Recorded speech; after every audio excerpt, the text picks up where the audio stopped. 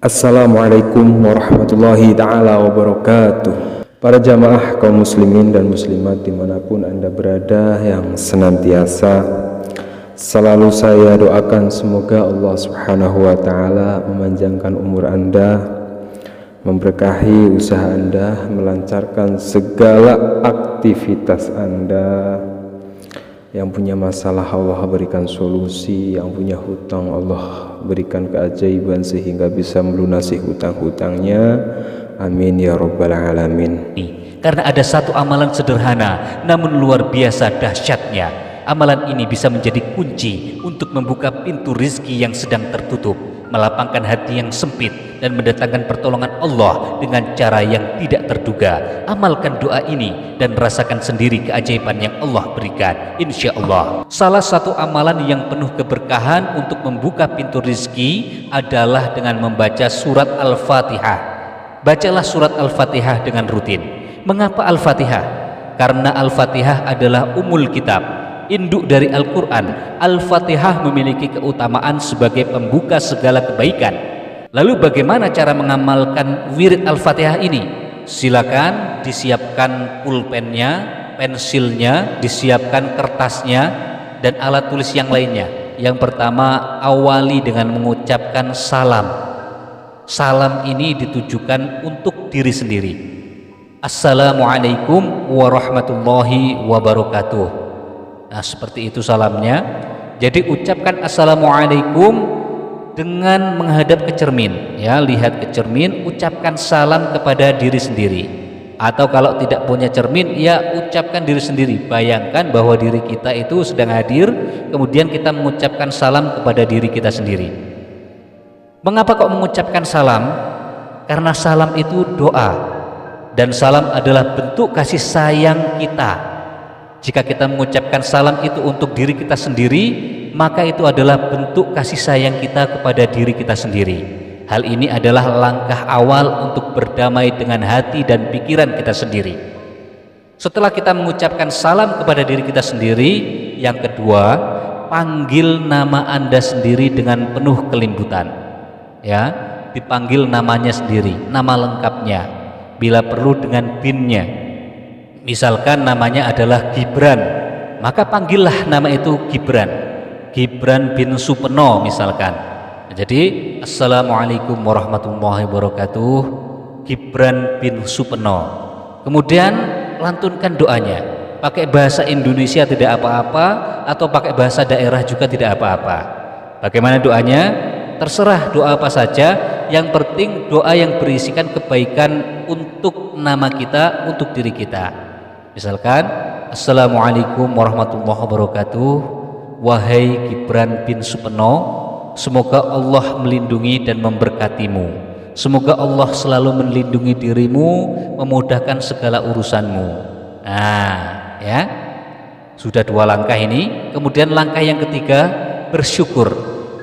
Ucapkan alhamdulillahirabbil alamin. Ucapkan dengan sepenuh hati. Syukuri semua nikmat, baik itu kecil ataupun nikmat yang besar yang sudah Anda terima hingga hari ini. Silakan bayangkan, silakan dihitung nikmat apa saja yang sudah Allah berikan kepada Anda. Nikmat Allah itu beragam bentuknya, banyak sekali jumlahnya. Makanya kata Al-Quran, jika kita berusaha untuk menghitung nikmat Allah kepada kita, maka kita tidak akan pernah bisa menghitungnya. Misalkan nikmat apa saja? Yang pertama, sudah dihadirkan di bumi, sudah dilahirkan oleh ibu kita, diasuh oleh ibu kita dengan baik. Kita bisa bernafas dengan gratis, punya tangan dan kaki dengan lengkap, punya mata yang bisa melihat dengan jelas, punya telinga yang bisa mendengarkan dengan sempurna, dan beragam nikmat yang lainnya. Salah satunya kita hidup di Indonesia ini nikmat juga.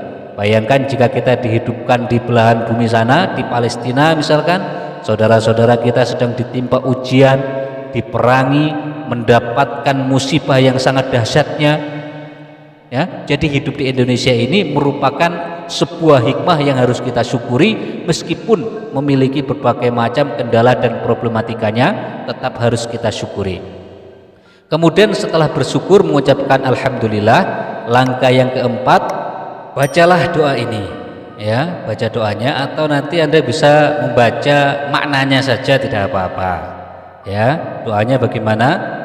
Allahumma ij'alni min ibadika syakirin warzuqni min fadlika rizqan mubarakan thayyiban yajri kama yajrin nahrul mutadaffiq la yanqati'u wa la yajifu. Amin ya rabbal alamin. Apa saudara-saudaraku makna dari doa ini? Ya Allah, jadikanlah aku hambamu yang senantiasa bersyukur dan menjadi penjemput rizkimu yang berkah. Limpahkan rizki yang mengalir deras seperti sungai yang tidak pernah kering. Amin amin ya rabbal alamin. Setelah itu langkah yang kelima, bacalah surat Al-Fatihah sebanyak 7 kali dengan penuh kehusukan. Ya, bayangkan setiap ayatnya yang dibaca menembus langit, mengetuk pintu rahmat dari Allah Subhanahu wa taala. Ya, kemudian langkah yang keenam, lanjutkan dengan membaca istighfar sebanyak 100 kali. Astaghfirullahaladzim, astaghfirullahaladzim.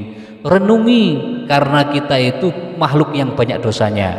Kita itu manusia, insan, manusia yang penuh dengan nisyan, penuh dengan kelalaian. Jadi ucapkan istighfar, karena dosa-dosa kita sering menjadi penghalang datangnya rizki kita. Rasulullah bersabda, barang siapa yang memperbanyak istighfar, maka Allah akan memberikan jalan keluar dari setiap kesedihan, memberikan kelapangan dalam setiap kesempitan, dan memberinya rizki dari arah yang tidak disangka-sangka. Hadis riwayat Ahmad. Ya, jadi hadis ini adalah hadis yang sahih, hadis yang benar, hadis yang lurus. Ya, jangan diragukan lagi keutamaan dari hadis ini. Ya, istighfar, banyak-banyak istighfar, mengakui dosa dan kesalahan serta kehilafan kita kepada Allah Subhanahu wa taala, dan berjanji untuk tidak mengulangi lagi dosa-dosa itu. Ya, baik, silakan ditulis, dicatat. Jadi kunci dari amalan ini bukan hanya terletak pada jumlah bacaannya, tetapi pada ketulusan hati, keyakinan, dan penuh pengharapan kepada Allah, serta tentu saja harus istiqomah di dalam mengamalkannya. Jika dilakukan dengan ikhlas, insya Allah dalam waktu yang singkat, bahkan dalam waktu yang tidak lama, Anda akan merasakan perubahan di dalam hidup Anda.